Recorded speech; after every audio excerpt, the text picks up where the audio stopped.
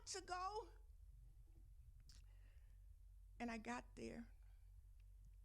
And I drove back to the cemetery where he was, and I realized he wasn't even there. There was nothing there but cold dirt and dead flowers. What am I going to do, God? And I got back in my car and I drove out to the place where I came in at. And by that time, it had gotten dark. It had gotten real dark. And I was afraid. And when I got to the end of the place, they had locked me in the cemetery. I mean, a huge Bible gate, steadfast and unmovable. I was like, okay, God, I think you got a message for me today. Can we please hurry up and learn so I can learn this lesson? So I got out of my car and I went to the left side, and I figured, I'm going to try to pick this lock or try to get up out of here. I can't spend the night in no cemetery with 4,000 dead folk back here. And then I went to the right side, and I couldn't find any way to get out there. And I looked underneath, and I guess I had had too many Oreo pity parties that night, and I was not going to fit underneath that fence. And then I looked to the top, and I saw 6 inches of metal spikes. And they had that don't even try it look. I said, okay, God, I know there's a lesson for me, but what is it? I need to get it so I can get out of here. And then I thought about the disciples when they went to jail. They were in there singing. So I figured, okay. The song that came to mind was, do, Lord, do remember me. And I started singing there, locked up in the cemetery in the dark. And then fear popped me on the head like a V8 pop. And it said, Nut, you sitting here in the cemetery singing. You better try to figure out how to get out. So I started honking the horn and blowing the horn and flashing my lights, and nobody was out there. It was in the country. And common sense came to me and said, here you are, all alone. You don't know who's going to come rescue you. And I figured this is not a good time to get robbed, because first thing in the morning, I'm going to the pawn shop so I can pay some of these bills. But in 1998, I had a minute phone, but I had 2 minutes on it. I thought that just figures, doesn't it? My luck is not so good today. But then I figured, which one of my friends can I call and I can say, I'm locked in the cemetery and please come get me, and do not have a kid come pick it up. So I called Carol. I said, Carol, this is Debbie. I'm locked in the cemetery where Roosevelt is. Can you please click? My minutes ran out. I was thinking.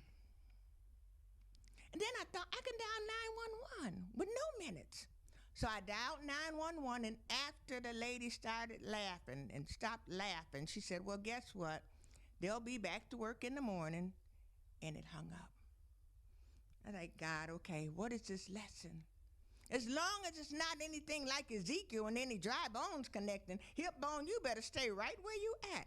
And Lazarus, you bet not. And it got longer at night. It got darker. And in about 45 minutes, a little lady came on the other side of the gate. And I thought she was going to have a key, but she said, get back in your car. Get back in my car. Man, people don't do their job good no more. And I was upset, but I ain't had no other choice. So I got back in my car. And she said, move 2 feet. I got in my car angry and huffing and puffing a little bit, but I had to be obedient. I got in my car and I started up, and I drove 2 feet from the gate. And it started humming. And it started sliding to the side. And against every bit of common sense that I had, I thought the gate opened out, or I thought it may have opened in, but it slid to the side as soon as I got so close to it. I wasn't trying to tear up my car because I was going to have to sell that car. But then I got the lesson that God was trying to give me.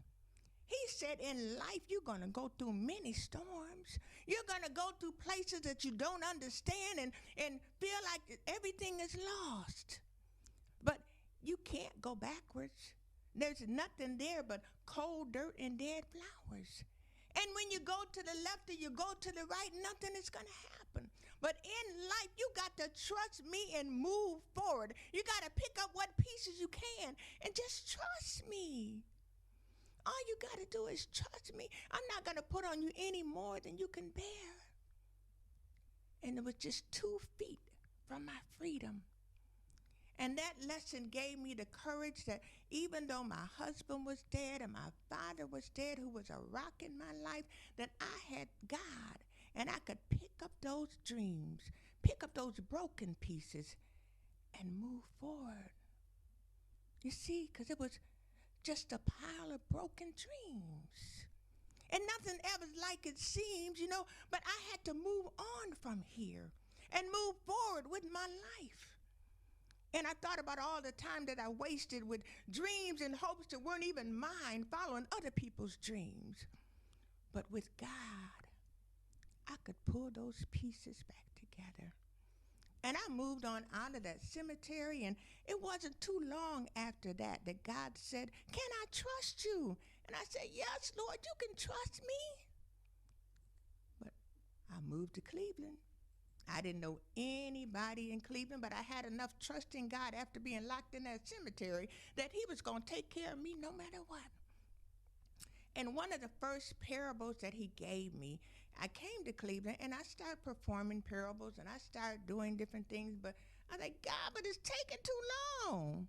We want God to do things when we want him to do. But this is a parable called the vessel story.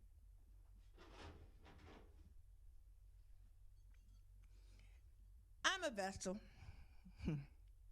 just a plain old clay pot.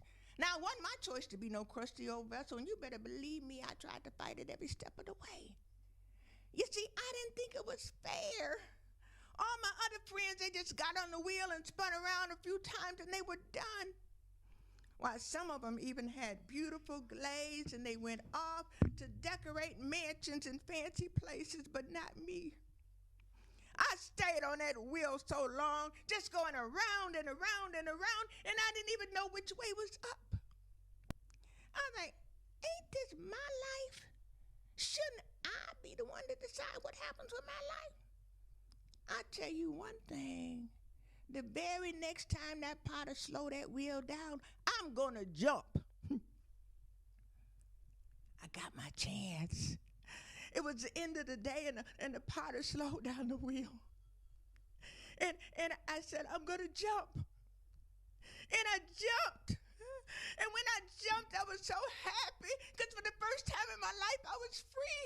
I could feel the wind shooting up my sides. And I was just thinking about all the things I was going to do when I get out of here and when I'm controlling my own life.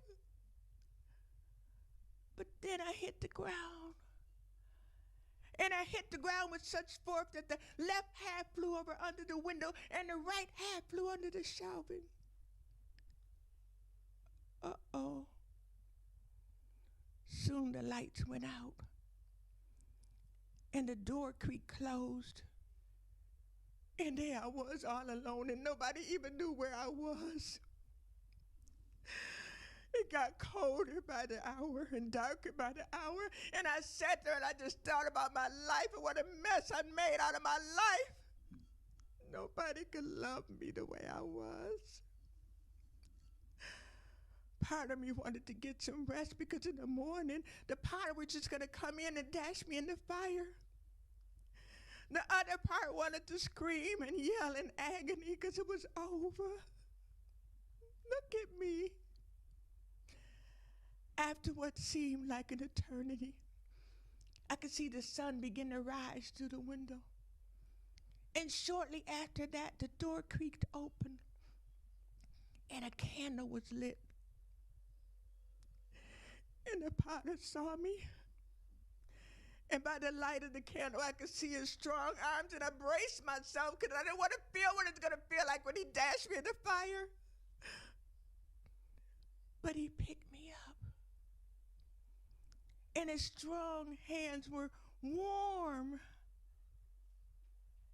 And soon I felt my missing piece being laid against my wounded side.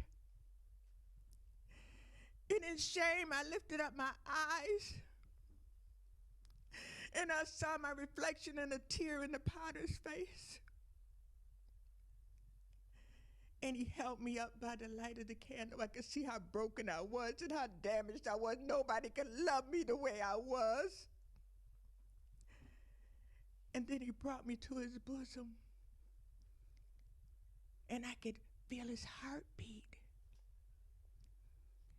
And a tear rolled down my aching sides like a healing balm. And I felt his breath. And he opened his mouth. And he spoke to me.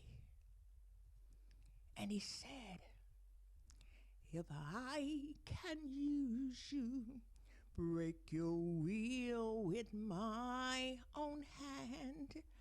Just let me use you for my perfect master plan. I'll make and mold you. Such a process you'll endure. I'll shape and fold you. Sanctify, make whole and pure. Let me use you. Though my purpose you can't see, then I will choose you for your perfect destiny. Please let me use you, a special vessel just for me. And he lovingly placed me on the wheel and gave me a chance to start all over again. Now that's the beautiful thing about the potter is it doesn't matter how many times we mess up, how many times we run away like Jonah, how many times we fail at the things that he has given us. He gives us a chance to start all over again. Now I came to Cleveland and I did well for a while, following my purpose, but then I did to Jonah. Belly of the well, one ticket, I had it. Because see, I figured that if God sent me here to Cleveland to do something, and I did it for like 2 years, I mean, it should be okay by now. But then other things came up. My family, we bought 4 Domino pizza stores. We bought the one downtown Cleveland, the one Chagrin Falls, the one on Lee and Broadway, and the one in Cleveland Heights. And I figured, I'm going to run away like Jonah. I'm going to get in the belly of the whale, and I'm not worried about being no storyteller. I'm going to do what's making me some money. And I dropped it. Then I started back again, and then later on, I had an opportunity to become a lemon law arbitrator, and I had $100,000 in my pocket, and I drove around and gave it to people for their old raggedy trucks. And I thought I had made it. But then you know what? Cancer has a way of speaking to you in the middle of the night. I had stage 4 cancer. It was under my heart, under my lung, on all 4 sides of my hip, and under the stitches for the surgery. And at night, I knew I would miss my family, but I thought about, here I am. I'm in the belly of this well, running from what God gave me to do and the plan that he gave me for my life. Now, it wasn't all wasted because I went to and I joined the Cleveland area Black Storytellers. And I'm going to do one of the condensed versions of one of the stories that I get requested to do at the Black Storytellers. And it's called The Year Uncle Bubba Jack Died. And it's also in this book, the full version of it. Our family is very organized. You know, when we have a baby in the family, we don't waste no time having no gifts and all that kind of stuff. We just get a great big old yellow envelope and we pass it around and we give the child cold, hard cash. That way the family can buy what they want to buy with it.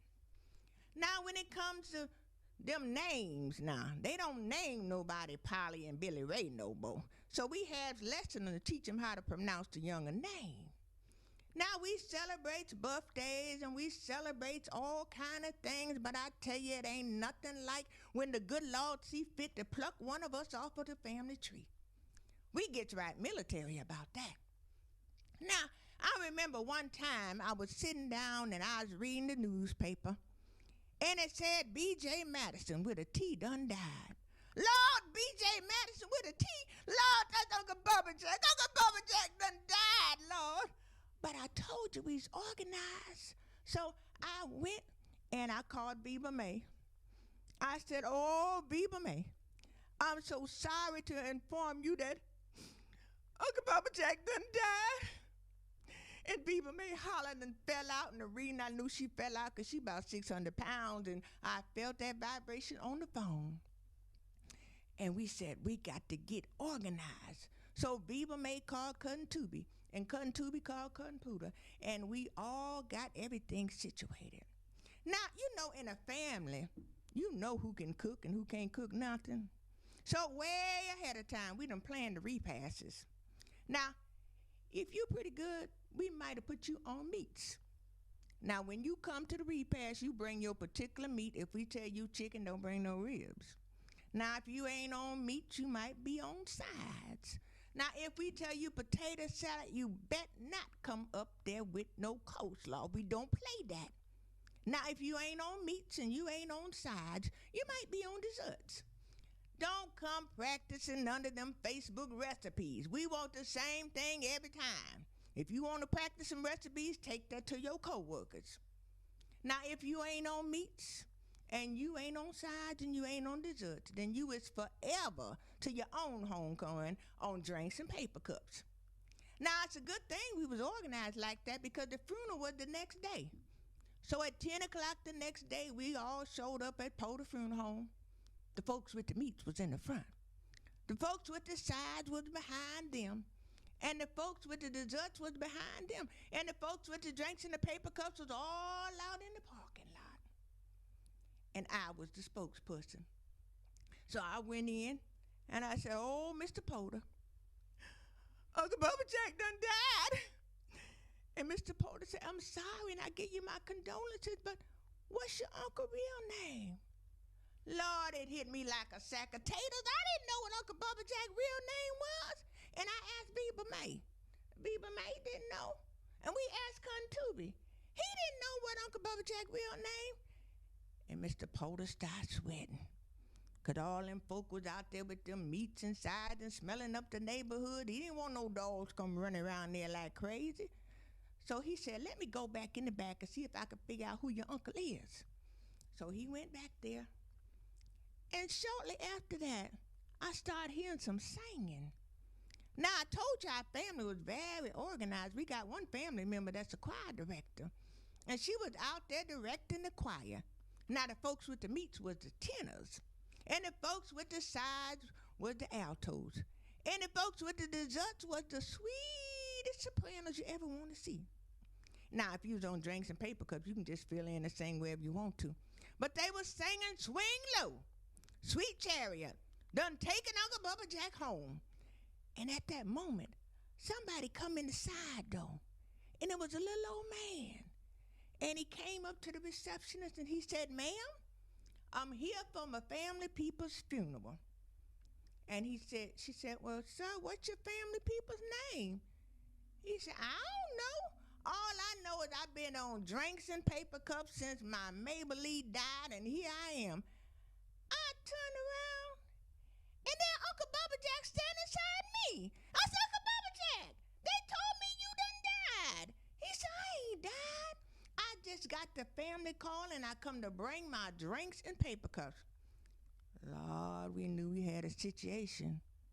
But Uncle Bubba Jack, being the head of the family, he said, well, do you got the place, the paper where you saw it at? And I said, yes, sir, I do. And I pulled out my Bible because I'm a good Christian and I carry my Bible everywhere I go. And in the paper, it said, Mr. B.J. Madison with a T done died. We were so relieved. Mr. Porter come back there and he said, well, did you find out your family people's name?